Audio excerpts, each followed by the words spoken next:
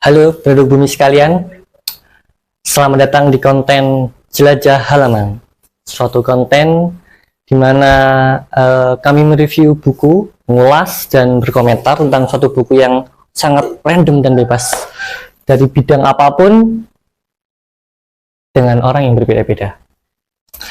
Oke, menurut kalian hidup yang diperjuangkan untuk diri sendiri itu adalah hal yang benar atau tidak? Dan pernah nggak kalian tuh berpikir atau terbesit di benak kalian kenapa beberapa orang tuh menghakimi dan benci terhadap orang-orang yang egois, namun di sisi lain beberapa orang merasa bahwasanya orang-orang egois itu ya hal yang wajar, boleh-boleh saja, atau bahasa sederhananya manusiawi. Lantas, egois itu apa? Apakah hal tersebut baik atau buruk? Dan ego dan egois apakah sama? Jangan percaya mereka yang berusaha menghibur Anda dengan kata-kata sederhana dan menenangkan yang terkadang membuat Anda nyaman. Hidup mereka memiliki banyak kesulitan dan kesedihan serta tertinggal di belakang Anda, sebab jika tidak, mereka tidak akan bilang seperti itu kepada Anda. Begitu kira-kira ungkapan Rainer Maria, seorang penyair asal Jerman yang dikutip pada buku tersebut. Buku apakah itu? Sekarang cukup banyak beredar buku atau tulisan yang mempengaruhi cara berpikir kita, entah itu bidang ekonomi, filsafat, sosial, budaya, politik, dan psikologi dan lain sebagainya. Sulit dipungkiri bahwasanya berkat bacaan-bacaan itu entah itu menambah ataupun merusak pola pemikiran kita. Lantas, contoh kecilnya ada perspektif kita terhadap ego. Lalu apakah ada buku yang membahas tentang ego? Tentu saja ada. Buku itu bernama Ego is the Enemy, sebuah karya tulis yang berisi cerita, kisah-kisah, ungkapan-ungkapan, opini dari berbagai tokoh dan orang-orang yang nggak terlalu terkenal, serta penulis yang bernama Ryan Holiday, seorang pria berkebahasaan Jerman yang berkehidupan dan beraktivitas sebagai podcaster, pebisnis, dan penulis yang selalu menerapkan prinsip stois dalam hidupnya. Dan ini adalah penampakan buku Ego is the Enemy karangan Ryan Holiday tadi. Barangkali kalian berminat atau siapapun yang berminat, silakan datang di Gramedia terdekat. Ya, dalam buku ini juga Ryan memberikan ataupun menjelaskan perspektif yang sedikit berbeda dengan Sigmund Freud, seorang psikolog yang ya banyak orang tahu lah. Freud menganalogikan bahwa ego adalah penunggang kuda dalam pikiran tidak sadar kita mewakili kuda itu sendiri. Ego akan selalu berusaha semaksimal mungkin untuk mengendalikannya. Berbeda dengan Freud, Ryan menganalogikan ego sebagai anak kecil yang punya sifat pemarah, sombong ketika berada di sekitar orang, terus juga ketika dia memilih atau melakukan sesuatu berdasarkan pada keinginan yang ditaruh paling atas di atas segalanya, juga kebutuhan untuk selalu lebih dari apapun, serta ingin selalu mengalahkan segala-galanya. Sekilas info juga bagi kalian ya, ego dan egois adalah dua hal yang berbeda, namun ya nggak beda juga gitu. Sebenarnya ego itu merujuk kepada diri, sedangkan egois merujuk pada karakter seseorang. Ego itu akan selalu ada pada setiap diri manusia, namun egois tidak demikian. Makanya dalam dunia psikologi, ego tidak selalu merujuk kepada suatu hal yang negatif, tapi terkadang juga ego merujuk pada suatu hal yang positif. Nah, buku ini menjelaskan bahwa ego adalah suatu hal yang bisa jadi bom dan alat bunuh diri bagi kita semua. Ryan, sang penulis, juga merupakan seseorang yang sukses entah di bidang bisnis ataupun kepenulisan. Bahkan di usianya yang masih belia, di antara umur 20-an, dia itu sudah magang di tempat yang cukup wow. Dan kalau Anda kepo, silakan cari sendiri. Di sini ia membagi pokok pembahasannya jadi 3 bagian. Yang pertama adalah gagasan, yang kedua adalah kesuksesan, dan yang ketiga adalah kegagalan. Di setiap bab ataupun bagian itu memiliki cerita atau kisah dari seseorang yang bisa kita ambil hikmahnya dan menjadi referensi tambahan bagi kita semua untuk kedepannya.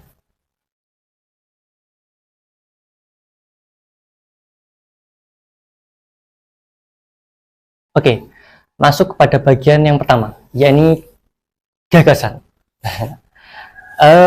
Pada bagian ini Ryan mengambil topik bahwa ego adalah suatu gagasan atau titik awal dari munculnya sesuatu pada diri seseorang. Ego membuat kita memiliki sesuatu yang disebut dengan tujuan, permulaan, dan panggilan. Ego secara naluriah menciptakan diri kita menjadi sesuatu yang merasa hidup, berdikari, dan dikdaya. Meski kenyataannya beberapa dari kita merasa hancur atas kendali dari ego itu sendiri. Normalnya, dengan adanya ego, diri ini mampu untuk membuat sesuatu yang tidak merugikan pada diri kita. Sebab dengan adanya pemeriksa, pengawas, ataupun ya pengendali lah sederhananya, maka sesuatu itu bisa difilter atau dibuat secara eksplisit atau nyata atau apapun itu, sehingga itu bisa kita tahu, oh ini itu baik atau tidak normalnya.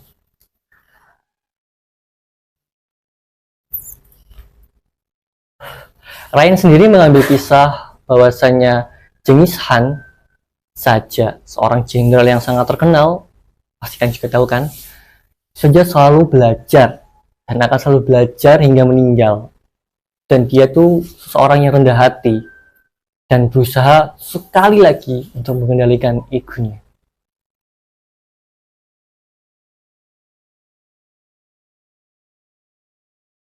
Ryan sendiri mengambil kisah bahwa seorang Genghis Khan, seorang jenderal Mongol, itu saja selalu belajar dan akan belajar hingga akhir hayatnya, dan selalu mengedepankan sikap atau sifat rendah hati dan selalu berusaha mengendalikan egonya.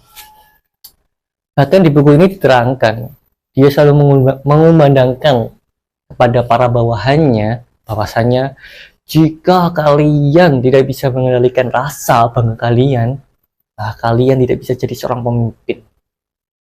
Muncullah suatu analogi. Bahkan gunung yang tertinggi pun akan memiliki hewan yang ketika berdiri di atasnya akan lebih tinggi dibanding gunung itu.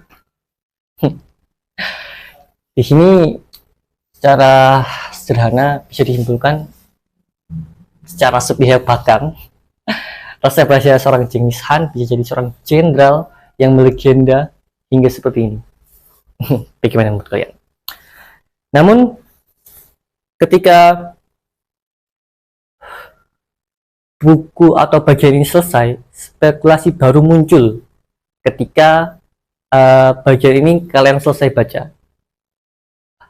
Pada akhirnya, ego itu pisau bermata dua atau pisau bermata satu. Melihat bahwasannya ego itu bisa mengendalikan kalian, dan kita juga bisa mengendalikan egonya.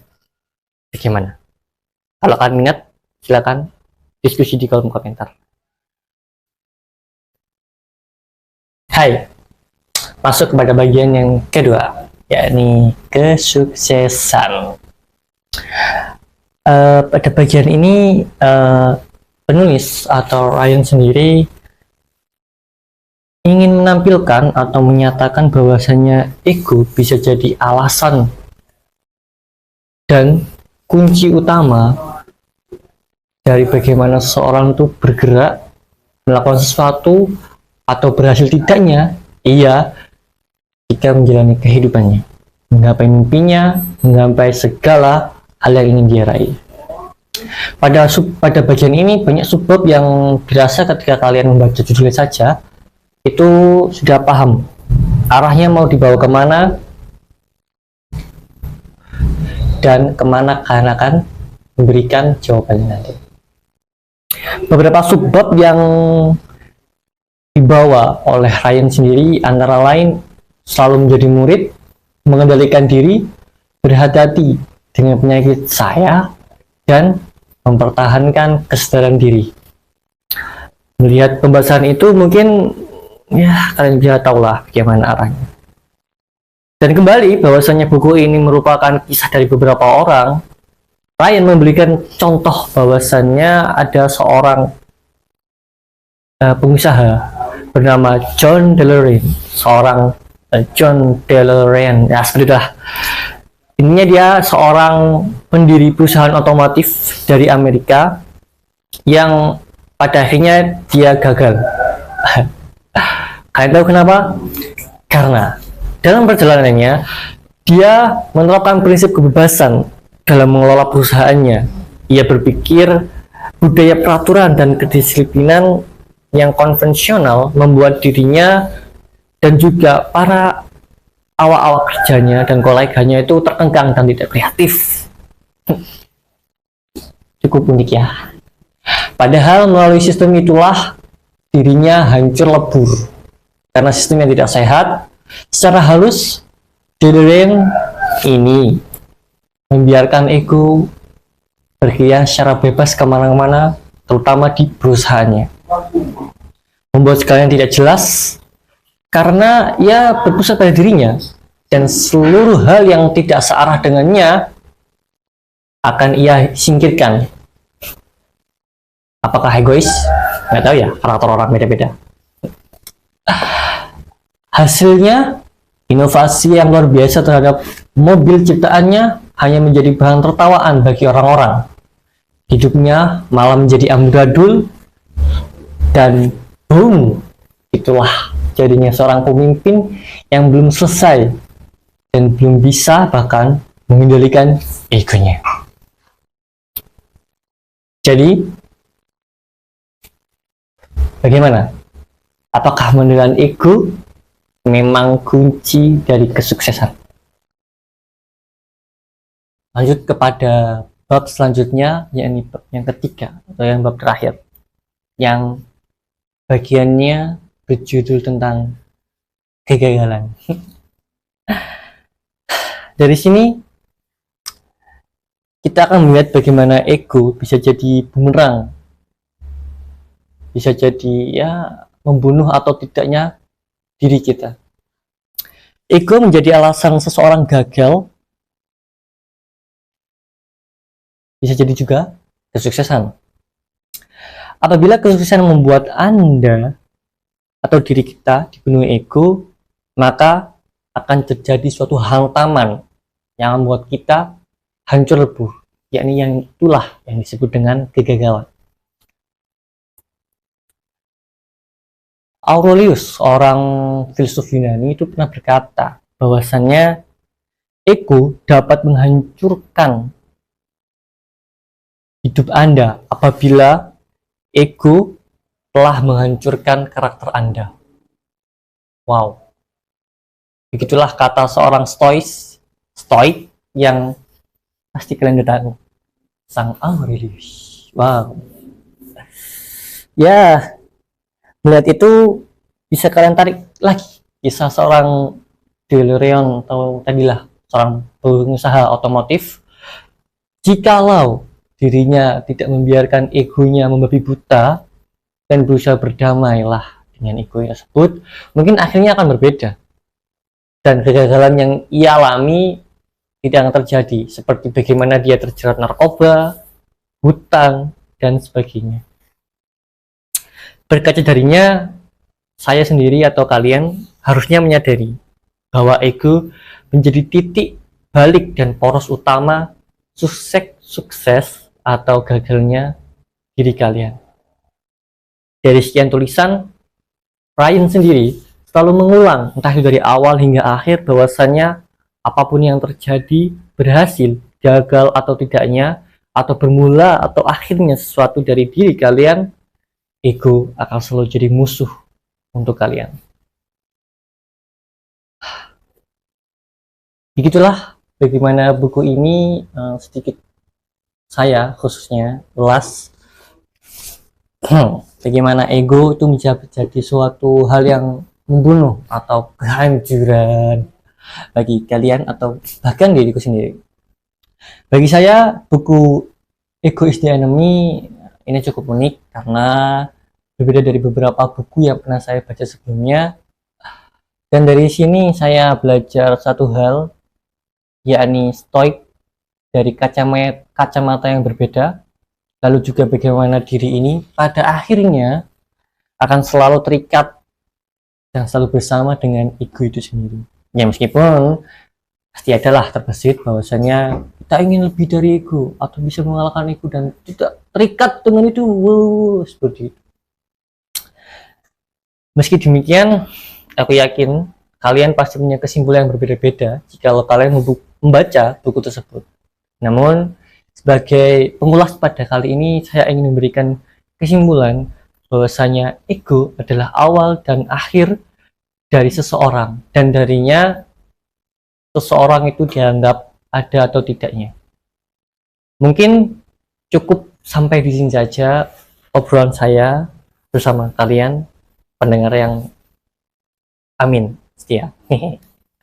Jika kalian suka konten-konten jelajah halaman ini, silahkan tombol subscribe atau like, share, terserah boleh. Kami juga menunggu kritik dan sarannya di channel RAW TV. Mungkin itu aja dari saya, banyak salah atau banyak kurang dari kami, khususnya minta maaf. Kurang lebihnya saya akhiri. Putra bangsa bebas merdeka, jangan terkepal maju muka. Salam perdeka.